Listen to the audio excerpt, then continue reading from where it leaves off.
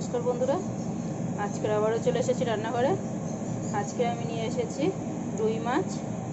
একদম সিম্পল 2-3 মিনিটের রেসিপি, একদম চট করে রান্না হয়ে যাবে আর খেতেও কিন্তু ততটাই দুর্দান্ত সুস্বাদু হবে।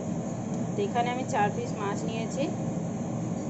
এটা হচ্ছে রুই মাছ, 4 পিস নিয়েছি। আর এখানে নিয়েছি হচ্ছে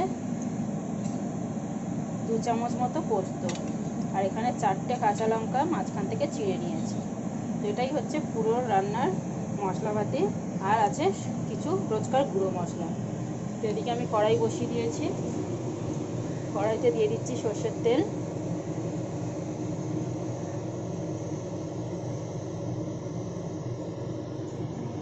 তেলটা গরম হোক, ততক্ষণে আমি মাছে নুন হলুদটা মাখিয়ে নিই।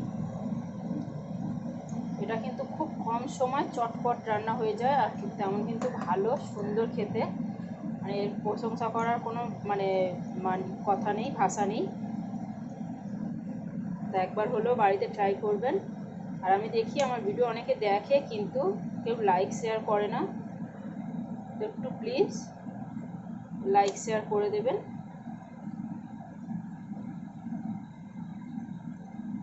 এখানে মাছটাতে ভালো করে নুন হলুদ মাখিয়ে নিলাম।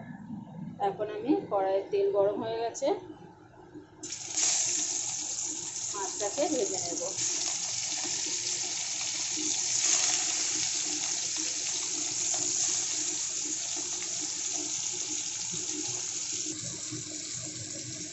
এখানে আমি মাছটা ভেজে নিয়েছি। খুব হালকা করে মাছটাকে ভাজতে হবে।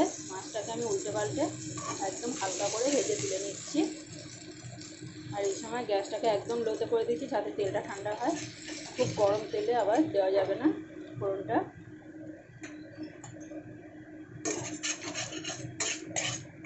তো এখানে অতটা বেশি তেল নেই, আমি আরও একটু সামান্য তেল দেব।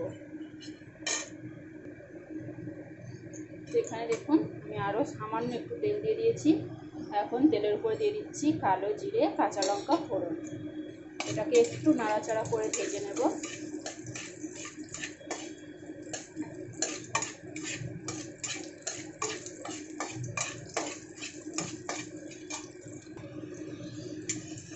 এখানে দেখুন ফোড়নটাকে বেশ সুন্দর করে ভেজে নিয়েছি।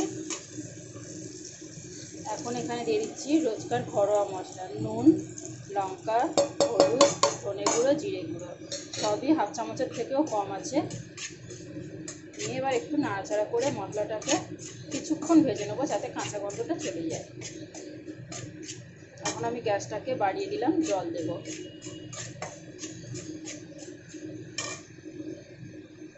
জলটা অবশ্যই নিজেদের পছন্দ মতো দেবেন।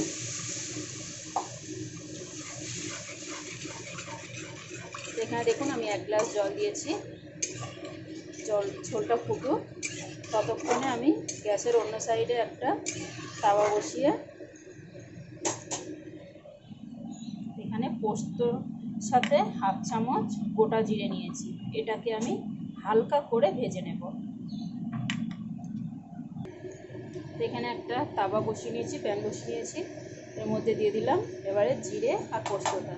এটাকে আমি খুব হালকা করে একটু ভেজে নেব।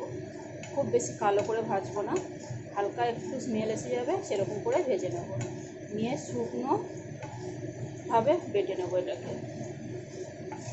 এটাকে কিন্তু ভিজিয়ে বাটবো না, জল দিয়ে বাটবো না, একদম শুকনো ড্রাই করে পাউডার করে বাটবো। আর এদিকে দেখুন ঝোল ফুটে গেছে। এখন আমি ভেজে রাখা মাছটা দিয়ে দিচ্ছি।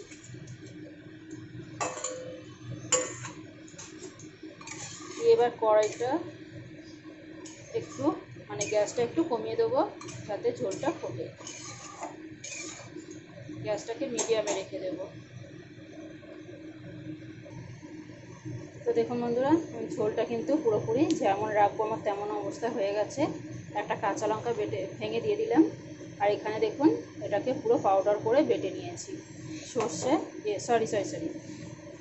পোস্ত আর জিরে। এখন আমি এটাকে মাছের ঝোলে দিয়ে দিলাম।